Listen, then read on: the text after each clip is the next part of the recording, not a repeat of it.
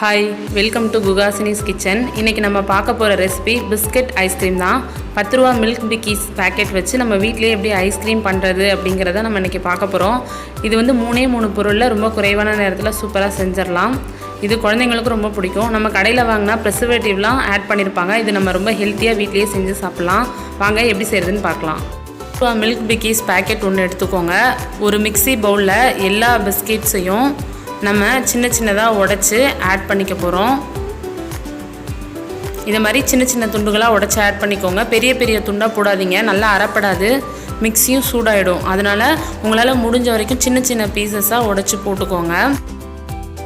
இப்போ நான் ஸ்வீட்னஸ்க்காக 7 table spoon sugar add பண்ணிக்கிறேன். நம்ம இப்போதைக்கு 7 டேபிள் ஸ்பூன் ஆட் பண்ணிக்கலாம். அப்புறம் வேணும்னா நம்ம சுகர் வந்து அட்ஜஸ்ட் பண்ணிக்கலாம். Instant coffee powder 2 table spoon add பண்ண போகிறேன். நான் வந்து ப்ரூ ஆட் பண்ணிக்கிறேன். உங்களுக்கு எந்த ஃப்ளேவர் பிடிக்குமோ அதை நீங்கள் ஆட் பண்ணிக்கோங்க.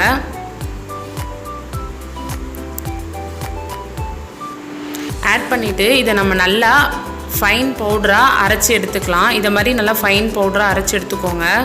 ஸ்டவ்வை ஆன் பண்ணி ஒரு 1/2 லிட்டர் பால் காய்ச்சி எடுக்க போகிறேன். இதில் வந்து நான் தண்ணியே ஆட் பண்ணல. இது வந்து பசும் பால். நீங்கள் பேக்கெட் பால் வாங்குறதா இருந்தால் ஃபுல் க்ரீம் மில்க் வாங்கிக்கோங்க. இப்போது பால் நல்லா காஞ்சிருச்சு. நம்ம அரைச்சி வச்சுருக்க அந்த பிஸ்கட் பவுடரை நம்ம பாலில் ஆட் பண்ணிக்கலாம். ஆட் பண்ணிவிட்டு கட்டிகள் இல்லாமல் நல்லா கலந்து விட்டுக்கோங்க. ஒரு விஸ்கோ இல்லைனா ஸ்பூனோ ஏதோ ஒன்று வச்சு நல்லா கலந்து விட்டுக்கோங்க. ஒருவேளை கட்டியாக வந்துட்டாலும் பரவாயில்ல, நம்ம திரும்ப இதை நம்ம மிக்சியில் போட்டு அரைக்க தான் போகிறோம். முடிஞ்ச வரைக்கும் கட்டி இல்லாமல் கலந்துக்கோங்க. இந்த ஸ்டேஜில் சுகர் செக் பண்ணிக்கோங்க. டேஸ்ட்டுக்கு ஏற்ற மாதிரி அட்ஜஸ்ட் பண்ணிக்கோங்க. எனக்கு கொஞ்சம் சுகர் கம்மியாக இருக்க மாதிரி ஃபீல் ஆகுது. அதனால் நான் 1 டேபிள் ஸ்பூன் சுகர் திரும்ப ஆட் பண்ணிக்கிறேன். நல்லா கலந்து விட்டுக்கலாம். இது நல்லா திக்கான கன்சிஸ்டன்சிக்கே வரணும். அது வரைக்கும் காய்ச்சணும். நல்லா திக்கான கன்சிஸ்டன்சி இதை மாதிரி வரணும். இப்போ நல்லா திக்காகிடுச்சு. நம்ம ஸ்டவ்வை ஆஃப் பண்ணிவிட்டு இதை நம்ம இறக்கிடுவோம். இறக்கிட்டு நல்லா ஆற வச்சுக்கலாம்.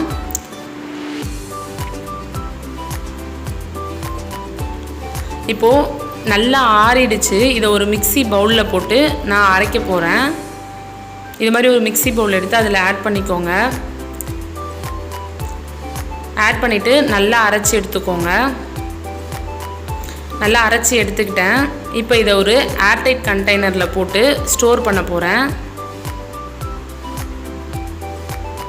இது மாதிரி ஒரு ஏர்டைட் பாக்ஸில் போட்டு க்ளோஸ் பண்ணிவிடுங்க. க்ளோஸ் பண்ணிவிட்டு இதை ஃப்ரீசரில் ஒரு 5 hours வச்சுடுங்க. கண்டிப்பாக 5 hours வரைக்கும் இது ஃப்ரீசரில் இருக்கணும். 5 hours ஆகிடுச்சு. இப்போ ஓப்பன் பண்ணி பார்க்கலாம். நம்மளோட ஐஸ்கிரீம் பாதி ரெடியாக இருக்குது. இப்போது இதை மாதிரி இருக்கும். இப்படியே நம்மளால் சாப்பிட முடியாது. அதனால திரும்ப நம்ம ஸ்டோர் பண்ண அந்த ஐஸ்கிரீம்ஸை ஒரு மிக்ஸி பவுலில் போட்டு திரும்ப ஒரு தடவை நம்ம அரைக்கணும். மிக்ஸி பவுலில் ஆட் பண்ணிவிட்டு இது மாதிரி அரைச்சி எடுத்துக்கிட்டேன்.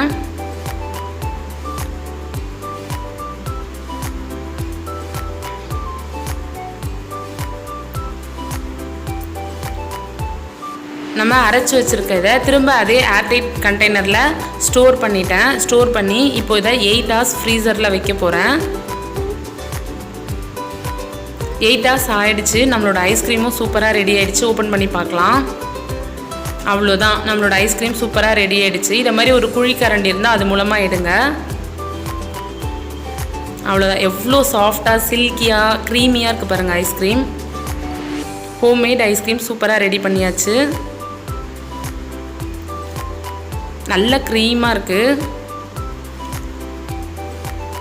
மேலே பாதாம் ஆட் பண்ணிக்கிறேன், சின்ன பீசஸாக கட் பண்ணி. அவ்வளோதான். எந்த ப்ரிசர்வேட்டிவும் இல்லாத ஹெல்த்தியான ஐஸ்கிரீம் நம்ம வீட்லேயே ரெடி பண்ணியாச்சு. நம்ம இதை மாதிரி செஞ்சு கொடுக்கும்போது பயப்பட வேணாம் குழந்தைங்களுக்கு கொடுக்குறதுக்கும். இந்த ரெசிபி உங்கள் எல்லாருக்கும் ரொம்ப பிடிச்சிருக்குன்னு நினைக்கிறேன். பிடிச்சிருந்தா நீங்களும் உங்கள் வீட்டில் ட்ரை பண்ணி பாருங்கள். எப்படி இருந்துச்சுன்னு கமெண்ட்ஸில் ஷேர் பண்ணுங்கள். பிடிச்சிருந்தா லைக் பண்ணுங்கள், ஷேர் பண்ணுங்கள், கமெண்ட் பண்ணுங்கள். மறக்காமல் குகாசினிஸ் கிச்சன் சேனலை சப்ஸ்கிரைப் பண்ணுங்கள். தேங்க்ஸ் ஃபார் வாட்சிங்.